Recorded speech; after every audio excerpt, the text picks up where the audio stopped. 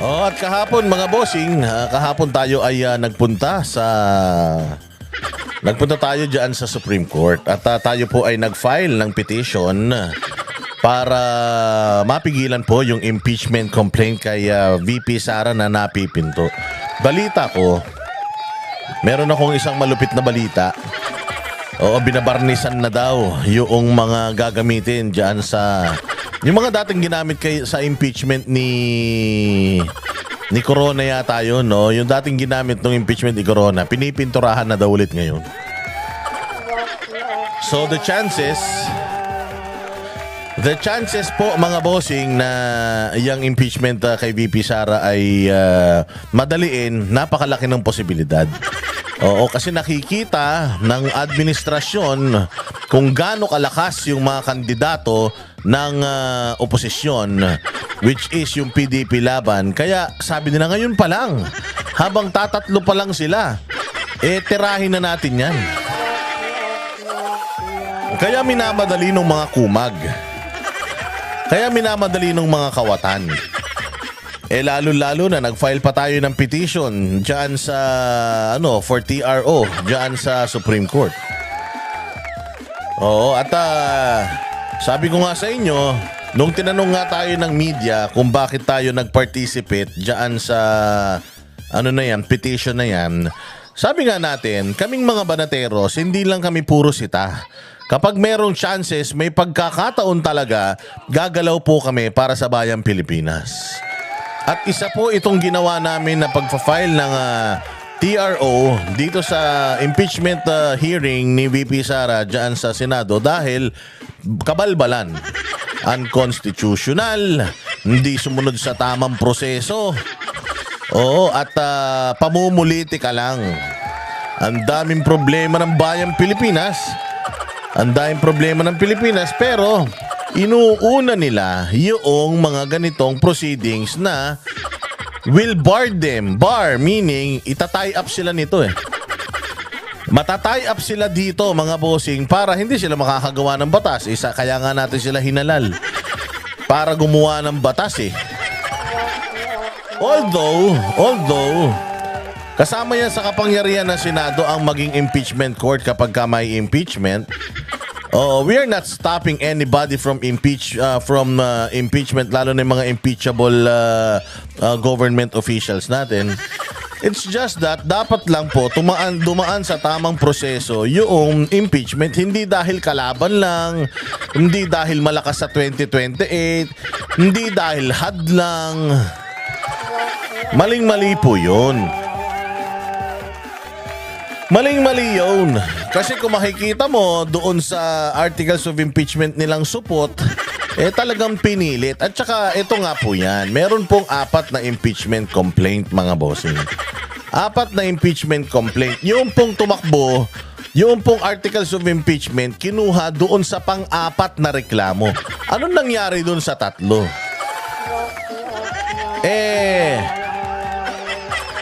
Yung 3 nauna, mga bossing, it was filed ng same month. Parang 2, 4, 9, ganun So, after 10 days, dapat, yung unang impeachment, dapat, inano na yun, tinanggap na yun, tapos inaksyonan na yun. Tapos, napunta na yun sa opisina ng secretariat, finorward sa Justice Committee. Na-actionan sana in 10 days. Pero hindi 3 yung hindi na-actionan in 10 days. Kasi hindi ba dapat isang impeachment complaint, 1 taon? Ganun ang ganun ang proseso dyan. Halimbawa, nag-file ako ng impeachment complaint ngayon. Siyempre, pag nag-file ako, hindi pa pwedeng dededmahin yun. Kailangan asikasuhin yun. So, babagsak yun sa akin, pupunta sa Justice Department, aalamin kung sufficient ba. Pag hindi, down na yan. So, susunod na taon ka na pwede mag-file ng impeachment complaint for the same person. Ito hindi. Tatlong impeachment yung i-final na walang aksyon. Tapos dun sa pang-4, dun bigla nagkaroon ng aksyon. Paano nangyari yun? Hindi mo na na-aksyonan yung una, pangalawa, pangatlo, tapos yung pang-4 ang kinuha mo. Tsaka kulang na sa oras. Kitang-kita naman natin pare-pareho na ni-rush talaga yun, ni-railroad talaga yun. O paano natin nasabi? Kasi nga, kapag ikaw ay nag-file pala ng kaso, for example, nag-file ako ng kaso sa Supreme Court. Hindi pala pwedeng basta final ko lang yung kaso, pinagawa ko sa abogado, tapos i-final ko. Hindi, kailangan meron kang personal knowledge doon sa kaso or doon sa TRO or sa petition na ginagawa mo, kailangan binasa mo. Alam mo ba yung petition namin sa Supreme Court kahapon? Alam mo, sakit sa mata. Ilan daang pages yun. Oo, grabe. Binasa talaga namin yun. Kasi kailangan, pag sumumpa ka, kailangan alam mo at nabasa mo yun. It took me long hours for me to understand, not everything but for me to understand kung ano yung laman ng petisyon. So imagine mo, we are talking about an impeachment. We are talking about an impeachment complaint na pipirmahan mo bilang nag-a-agree ka o bilang isang congressman na nag-a-agree ka. So mantakin mo, if you're gonna sign something, definitely you're gonna read what's inside it. Ganun yun, babasahin mo lahat yun. Kailangan verified mo yun, kailangan meron kang knowledge about yung inyong pipirmahan. Paano ka magkakaroon ng knowledge tungkol dun sa iyong pipirmahan kung 1,000 pages yan? Kahit 15 minutes, 30 minutes pa yung ibigay mo sa sarili mo, you will not be able to finish all the pages. Why?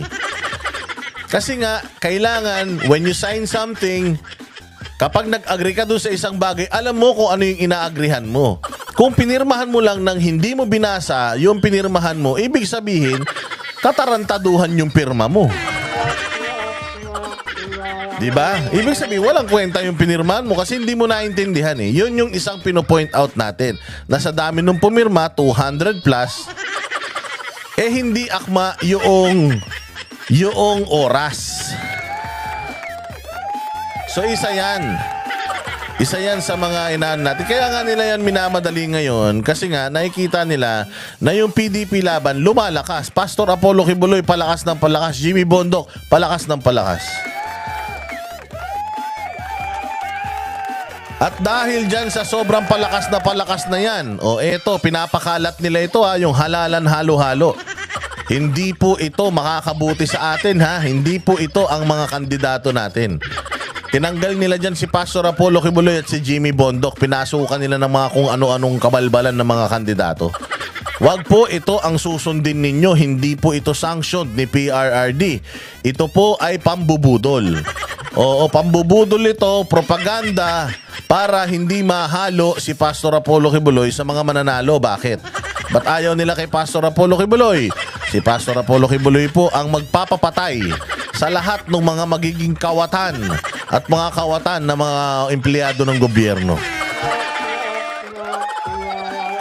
Death penalty ang isusulong at zero corruption. Zero corruption. Sabihin nyo, hindi na naman posible yan. Posible po yan. Meron po siyang Exhibit A. Ang KOJC. Tingnan nyo kung gaano kaunlad. Tingnan nyo kung gaano ka-progresibo. Tingnan nyo kung gaano ka-established at kung gaano ka-stable. Yan po. Kaya wag kayong maniniwala dito sa mga ganitong mga propaganda shit lahat ito ay kakupalan lang. Hindi totoo yan. Okay? Hindi totoo yan. Iboto nyo. Ayan. Ang Pastor Apollo Kibuloy, tandaan ngayong eleksyon, siya po ang maglulunsad ng death penalty sa mga korap, mandarambong, magdanakaw. Tuluyang susugpuin ang salot at na droga at CPP, NPA, NDF. Tagapagtanggol ng mamamayan laban sa pang-aabuso ng gobyerno. Makakalikasan, kalinisan ay kagandahan at kalusugan. Yan po ayan, number 53 sa balota, si Pastor Apollo Kibuloy at ang buong PDP laban. Okay? Ang buong PDP laban, nandiyan yan.